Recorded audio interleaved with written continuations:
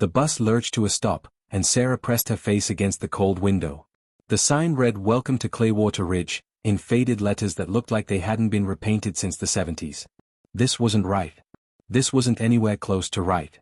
She was supposed to be in Clearwater Falls, 300 miles east, where her sister waited with a job and a fresh start. Instead, she sat in a town that looked like time had forgotten it existed. The driver's voice crackled over the speaker. "End of the line, folks. 15-minute rest stop, then we head back north." Sarah's stomach dropped. Back north meant the opposite direction of where she needed to go. She grabbed her backpack and stumbled down the aisle, her legs stiff from 12 hours of sitting. "Excuse me," she called to the driver, a heavy-set man with tired eyes. "When's the next bus to Clearwater Falls?" He didn't even look up from his phone. "No direct route from here. You'd have to go back to Junction City, wait 3 days for the Friday connector, then transfer twice. Whole trip would take about a week, maybe more." Her hands started shaking. "But I bought a ticket to Clearwater Falls. The woman at the station said this bus." "Lady, I don't sell the tickets. I just drive the route. Check with dispatch if you got a problem." He stood and walked past her, leaving her standing in the aisle with the awful realization settling over her like a blanket of ice. Outside, the November wind cut through her thin jacket. The station was nothing more than a bench and a broken vending machine beside a closed convenience store. Sarah pulled out her phone. Dead battery. Of course. The charger had broken 2 days ago, and she hadn't had money to replace it. She dug through her backpack and counted her remaining cash. $43. She'd spent nearly everything on what she thought was a ticket to her new life. The other passengers climbed back onto the bus. Sarah stood frozen on the sidewalk, watching her only ride disappear down the empty highway. The afternoon sun was already sinking behind the mountains, and the temperature was dropping fast. She'd passed a sign earlier that said snow was forecast for tonight. She started walking. The main street stretched for maybe 6 blocks, most of the storefronts dark. A diner with a flickering open sign caught her attention. Inside, a waitress with silver hair looked up from wiping down tables. "Kitchen's closing in 10 minutes, honey. You want something?" Sarah slid onto a stool at the counter. "Just coffee, please. And do you know if there's a motel nearby?" The waitress poured coffee into a chipped mug. "Motor Lodge burned down last spring. Nearest place to stay is 40 miles up the highway." Sarah wrapped her hands around the warm cup, fighting back tears. "Is there a church or a shelter? Somewhere I could stay just for tonight?" The waitress's expression softened. "Church doesn't have facilities for that. This is a small town, sweetheart.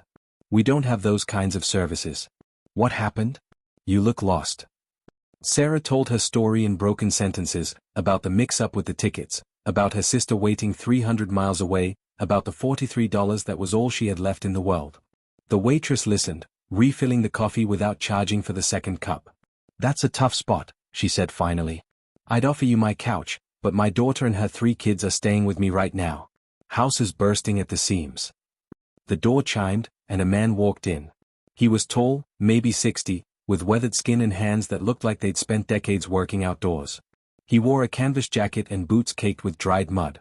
"Evening, Dorothy. Got any of that pie left?" The waitress smiled. "Last slice, Frank. You got lucky." Sarah stared into her coffee, trying to figure out her next move. She could hear them talking, the comfortable rhythm of 2 people who'd known each other for years. Then the conversation stopped. She felt eyes on her. "You're not from around here," the man said. It wasn't a question. Sarah looked up, meeting his steady gaze. "No, sir. I'm just passing through. Or I was supposed to be." Frank Dalton had lived in Clearwater Ridge for 42 years, and he'd learned to read people the way he read weather patterns rolling across his land. The young woman at the counter had the look of someone who'd reached the absolute end of their rope. Her hands trembled slightly as she gripped the coffee mug, and her eyes held that particular emptiness that came from fear mixed with exhaustion. "She got on the wrong bus," Dorothy explained, setting his pie down.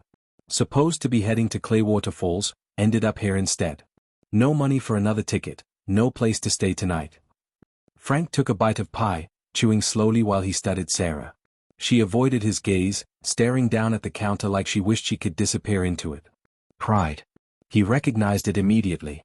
She had the kind of pride that made asking for help feel like swallowing glass. "Clearwater Falls is where the new tech campus opened up," he said. "You got work lined up there?"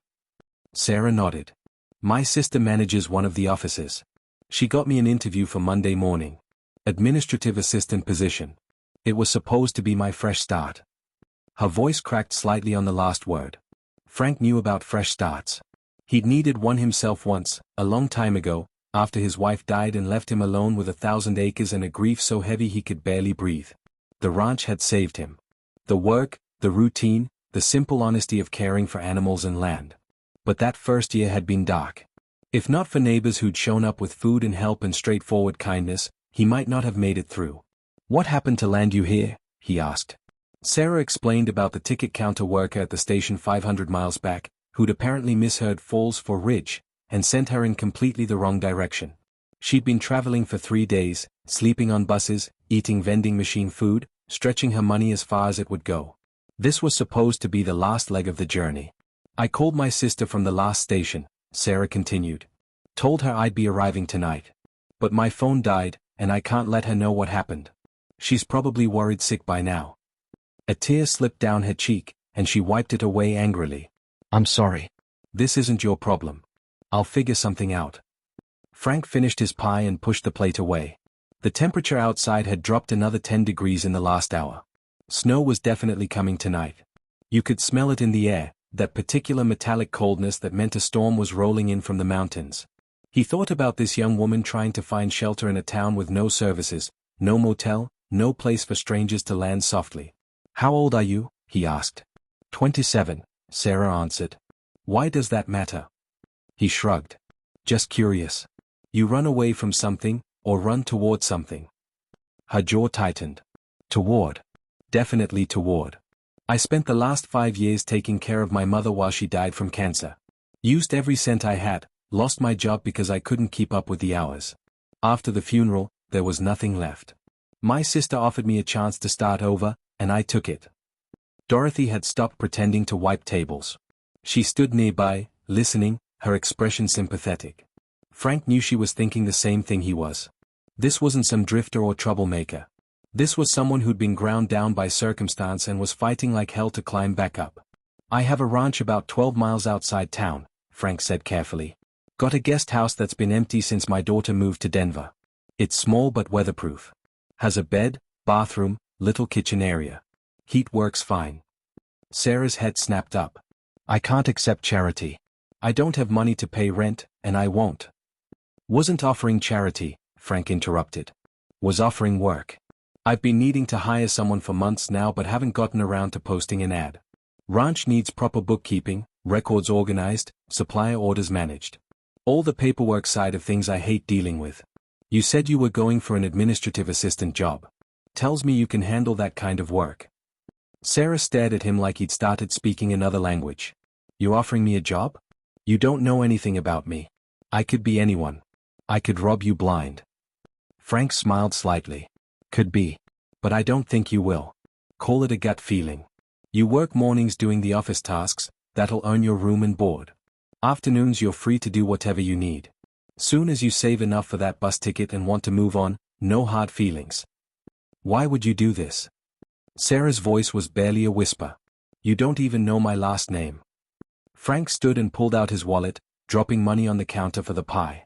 Let's just say someone helped me once when I needed it. Figured it was time to pass that forward. Sarah sat in the passenger seat of Frank's pickup truck, her backpack clutched on her lap, still half convinced this was some kind of fever dream brought on by exhaustion and desperation. The headlights cut through the gathering darkness as they left town, and the first snowflakes began drifting past the windshield.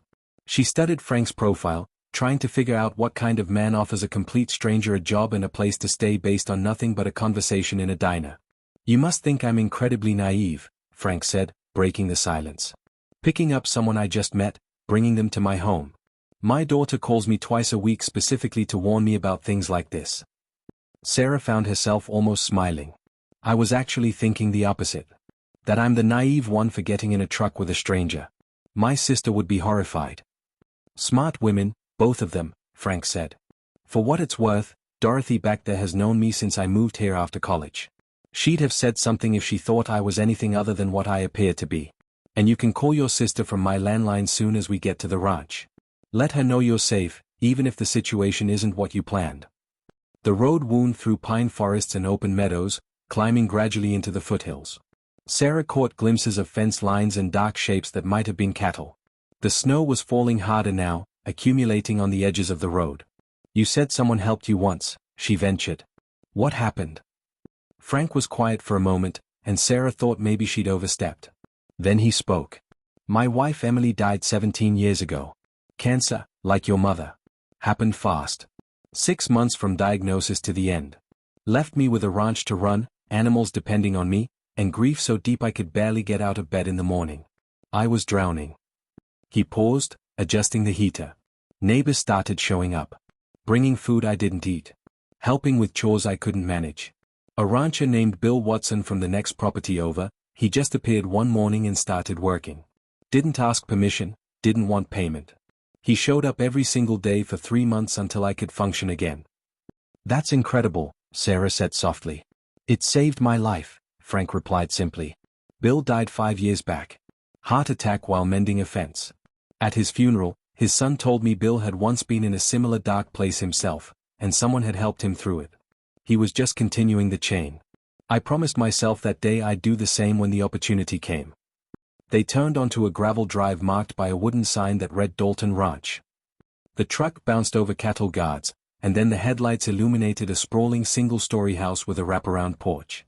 Behind it, Sarah could see the shapes of barns and outbuildings.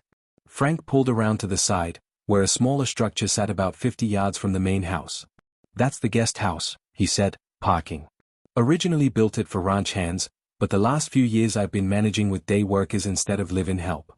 Like I said, my daughter Claire used it when she visited, but she's busy with her own life now. Hasn't been out here in over a year." They walked through the snow to the guest house door. Frank pulled out a key and unlocked it, flipping on lights. The interior was simple but clean, a main room with a kitchenette along one wall, a couch and small table, and a doorway leading to what Sarah assumed was the bedroom and bathroom. The space smelled faintly of cedar and lemon cleaning products. "I had my housekeeper Rosa give it a once-over last week, so it should be ready to go," Frank explained. "Fridge is empty, but come up to the main house for dinner. We'll get you sorted out with some basics tomorrow when the store opens." He showed her how to work the thermostat and the quirks of the bathroom sink. "I'll leave you to settle in. Give you about 30 minutes, then come on up for food. And there's the phone." He pointed to a landline on the kitchen counter. "Call your sister. I imagine she's worried." After Frank left, Sarah stood in the middle of the room, slowly turning in a circle. Her reflection stared back at her from the dark window, a thin woman with tangled brown hair and exhausted eyes who looked like she'd been through a war. In a way, she supposed she had been. The last 5 years had been nothing but fighting insurance companies, fighting medical bills, fighting to keep her mother comfortable, fighting her own exhaustion and grief and the slow dissolution of everything she'd built. She picked up the phone and dialed her sister's number from memory. Amanda answered on the first ring. "Sarah? Oh my God, Sarah, I've been losing my mind. You were supposed to be here 6 hours ago. I called the bus station, but they couldn't tell me anything. I was about to call the police." Sarah sank onto the couch, and the whole story spilled out. The wrong ticket, the wrong town, the empty bus station, the diner, the rancher, the unlikely rescue. Amanda listened with periodic gasps and interruptions. "Let me get this straight," she said when Sarah finished. "You're staying in some stranger's guest house on a ranch in the middle of nowhere? Sarah, this sounds like the beginning of a horror movie." "I know how it sounds," Sarah admitted. "But Amanda, I didn't have a choice. It was this or sleep outside in a snowstorm with $40 to my name. And he seems genuine. Kind, even. He's giving me a chance to earn money, to get back on my feet." There was a long pause. "Are you safe? Do you feel safe?" Amanda asked finally. Sarah looked around the warm room, thought about Frank's weathered face and steady voice, remembered the way Dorothy had treated him like an old friend. "Yeah," she said. "I actually do." Sarah woke to sunlight streaming through unfamiliar windows and a moment of complete disorientation. Then the previous day came flooding back, and she sat up, looking around the guest house that was now, temporarily at least, her home. The clock on the nightstand read 7:30. She'd slept for 10 hours straight, the kind of deep, dreamless sleep that came from hitting absolute physical and emotional exhaustion. After a quick shower in the surprisingly nice bathroom, she dressed in the cleanest clothes from her backpack and walked across the snow-dusted yard to the main house. Frank was already up, drinking coffee at a large kitchen table covered with scattered papers. "Morning," he said. "Coffee's fresh. Eggs and toast if you're hungry. We'll eat, then I'll show you around the operation and explain what I need help with." Over breakfast, Frank outlined the situation. He ran 500 head of cattle on 1,200 acres, plus grew hay and alfalfa on another 300 acres that he leased out. He employed 3-day workers who handled the physical ranch work, plus a woman named Rosa who came twice a week to clean and sometimes cook. But the administrative side was chaos. "I've got receipts in showboxes, invoices filed by whatever system made sense at the moment, tax documents scattered across 3 different places," Frank admitted.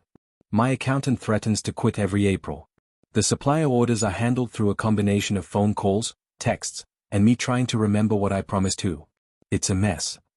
Sarah felt the first stirring of genuine interest she'd experienced in months. "You need a system. A real organizational structure with digital backups." Frank laughed. "I need someone who speaks that language, because I certainly don't. I can birth a calf and fix a tractor engine, but put me in front of a computer and I'm lost." Claire used to help when she lived nearby, but she's got her own accounting firm in Denver now. After breakfast, Frank gave Sarah a tour of the ranch office, a converted bedroom off the main hallway. Papers covered every surface. File cabinets stood open with folders jammed in at random angles. A desktop computer from approximately 2010 sat dormant on the desk, covered in dust. Sarah felt her fingers itch to start organizing. This was fixable. This was a concrete problem with concrete solutions. "When do you need your books ready for tax season?" she asked. "Accountant wants everything by end of February," Frank said. "So about 7 weeks. Think you can make sense of this disaster by then?" Sarah started sorting through papers, creating basic categories. Supplier invoices. Equipment receipts. Payroll records. Veterinary bills. The scope of the project became clear quickly. This would take weeks of dedicated work. But as she organized, as she created order from chaos, Sarah felt something she hadn't felt in a very long time: useful. Competent. Like she had purpose beyond just surviving. Days fell into a rhythm. Sarah worked mornings in the office, setting up spreadsheets, creating filing systems, digitizing records. Frank checked in periodically, answering questions about specific expenses or explaining ranch operations she didn't understand. Afternoons she spent reading in the guest house, taking walks through the snow-covered property, or helping Rosa with household tasks. The older woman had accepted Sarah's presence without question, treating her arrival like it was the most natural thing in the world. "Frank has a good heart," Rosa said one afternoon while they prepared dinner together. "Too good sometimes. Claire worries he'll get taken advantage of. But I tell her, a man who won't help others when he can is no man at all." Sarah chopped vegetables, considering this. "Has he done this before? Taken in strays?" Rosa smiled. "You're not a stray. You're someone who had bad luck and needed a hand. That's different. But yes, Frank helps when he sees a need. Last year he gave one of the day workers an interest-free loan to fix his truck. Before that, he let a family going through hard times butcher one of his steers at cost. He doesn't advertise it, but people around here know. When you need help, Frank Dalton shows up." A week passed, then 2. Sarah called Amanda every few days, reassuring her sister that she was fine, safe, making progress. "But you're still coming, right?" Amanda asked during one conversation. "The interview is still available. Marcus said he'd hold the position for you." Sarah looked around the ranch office, at the organized files and the color-coded system she'd created, at the spreadsheets that finally made sense of years of scattered records. "Of course I'm coming," she said. "This is temporary. I'm just saving up money for the ticket and a security deposit on an apartment there." But something had shifted inside her. The desperate urgency to escape, to start over somewhere new, had softened into something more complex. She was still moving toward a future, but she was also, for the first time in years, existing peacefully in a present moment. The ranch had a rhythm that soothed something raw in her soul. Morning coffee while watching the sun rise over the mountains. The satisfied exhaustion of a day's productive work. The simple pleasure of a good meal shared with kind people. She'd been running for so long, she'd forgotten what it felt like to just breathe. On Saturday of her 3rd week, Frank knocked on the guest house door. "Thought you might want to come see the calving barn," he said. "Got 3 cows due any day now. Figured you've been staring at papers long enough. Time to see what all those invoices actually pay for." They walked through the cold morning to a large barn warmed by heat lamps. Frank showed her the pregnant cows, explained the calving process, pointed out the equipment that would be needed when labor started. His voice held pride and affection when he talked about the animals. This wasn't just business for him. It was legacy, stewardship, a way of life. Why ranching? Sarah asked. What made you choose this life? Frank leaned against the barn wall, his eyes distant with memory. I didn't choose it, exactly. It chose me. I was studying agricultural economics in college, thought I'd end up in some corporate job analyzing market trends. Then I spent a summer working on a ranch in Montana, and something clicked. The work made sense to me in a way nothing else had. You put in honest effort, and you see real results. You care for the land and the animals, and they sustain you in return. It's about as straightforward a deal as life offers. Sarah watched a cow shift in her stall, heavy with the calf she'd soon deliver. My mother used to say life was about finding the thing that made you feel whole, she said quietly. I thought I knew what that was for me once. I was working in college admissions, helping first-generation students navigate the application process. I loved it. But then she got sick, and everything else just fell away. And now? Frank asked. Now I don't know, Sarah admitted. I've been so focused on survival, on just getting through each day, I forgot to think about what I actually want. The job with Amanda, it's a good opportunity. Steady paycheck, benefits, a chance to rebuild. But is it what makes me feel whole? I have no idea. They stood in comfortable silence, the barn warm around them, the smell of hay and animals familiar now after weeks on the ranch.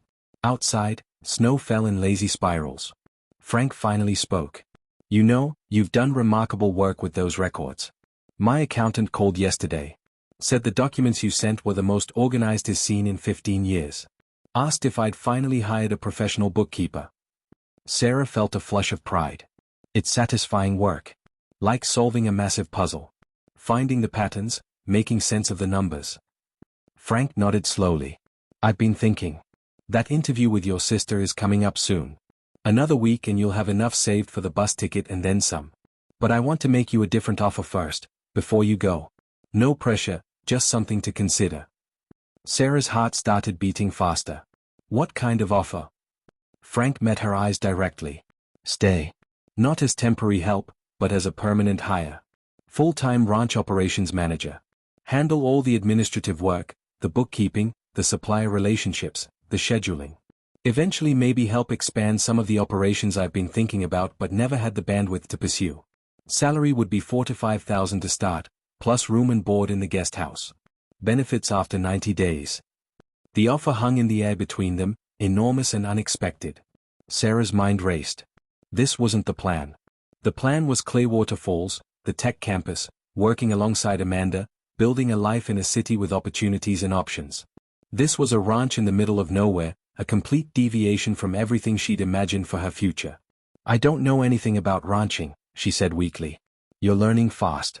And you don't need to know about cattle and hay production to manage the business side. That's what I'm here for. I need someone who understands systems and organization, who can handle the parts of this operation that make my brain hurt. You've proven you can do that. Frank paused. But more than that, you fit here. I've seen you in the mornings, watching the sun come up. I've heard you laughing with Rosa in the kitchen. You've got peace in your eyes that wasn't there 3 weeks ago. Maybe I'm wrong, but it seems to me you've found something here worth considering. Sarah thought about Amanda's apartment in Clearwater Falls, about cubicles and conference rooms and the anonymous bustle of corporate life. Then she thought about this barn, these animals, the mountains visible from the guest house window, the simple dignity of work that mattered. Can I think about it? She asked. Of course. Take all the time you need. The job with your sister is a sure thing. This is a risk. I get that. That night, Sarah sat in the guest house with her phone charged and her sister on the line. She explained Frank's offer, the salary, the position, the choice she now faced. Amanda was quiet for a long moment. 3 weeks ago you were desperate to get here, she finally said. What changed? Sarah struggled to find words for feelings she barely understood herself.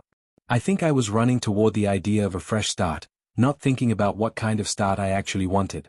There's something here, Amanda. Something that feels right in a way I can't fully explain. The work matters. The place matters. I matter in a way I haven't in years. Are you sure this isn't just gratitude? Amanda asked gently. Frank helped you when you were at your lowest. Maybe you're confusing relief with belonging. It was a fair question. Sarah had asked herself the same thing 100 times over the last few days. Maybe there's some of that, she admitted. But it's more than gratitude. I'm good at this work. Really good. And I can see a future here that's mine, built by my own hands. I spent 5 years living for Mom, which I don't regret. But then I was planning to just slide into whatever life you'd arranged for me. This would be choosing something for myself. Amanda sighed. I can't tell you what to do. But I will say this, you sound more alive than you have since before Mom got diagnosed. If this place did that for you, maybe that's your answer. They talked for another hour, working through practicalities and fears and the simple sadness of plans changing. When Sarah finally hung up, she felt certain and terrified in equal measure. The next morning, she found Frank in the calving barn. One of the cows had gone into labor overnight, and a wobbly-legged calf stood nursing while Frank monitored them both. Everything went smooth, he said. Mama did all the work herself. Sometimes that's how it goes. Nature handles it, and we just get to witness. Sarah watched the new life finding its footing, the mother's patient attention, the simple miracle of continuation. I want to accept your offer, she said. The ranch manager position. If it's still available. Frank's weathered face split into a genuine smile. It's available. Been available for years, really. Just been waiting for the right person to offer it to. I'm scared I'll fail, Sarah admitted. I don't know what I'm doing long term. I might be terrible at this. Frank shrugged. Might be. Won't know unless we try. But I've got a good feeling about you, Sarah. Have since that first night in the diner. You've got grit. You've got determination. And you've got nothing left to prove to anyone but yourself. 3 months later, Sarah stood in the ranch office that was now truly hers, reviewing the first quarter financials on a computer system she'd built from scratch. Through the window, she could see Frank working with the day crew, his movements economical and practiced. Rosa's humming drifted from the kitchen where she prepared lunch. In the distance, the mountains stood eternal and snow-capped against an impossibly blue sky. Her phone buzzed with a text from Amanda, "How's ranch life treating you?" Sarah smiled and typed back, "Found my place. Finally." Because that's what this was. Not the life she'd planned or imagined, but somehow the life she needed. The wrong town had turned out to be exactly the right place. The bus mistake had delivered her to a future she never would have chosen but couldn't imagine living without. Outside, Frank waved at her through the window. She waved back, then returned to her work. There were supplier orders to place, payroll to process, a future to build one organized spreadsheet at a time. And for the first time in longer than she could remember, Sarah felt something pure and uncomplicated. She felt home.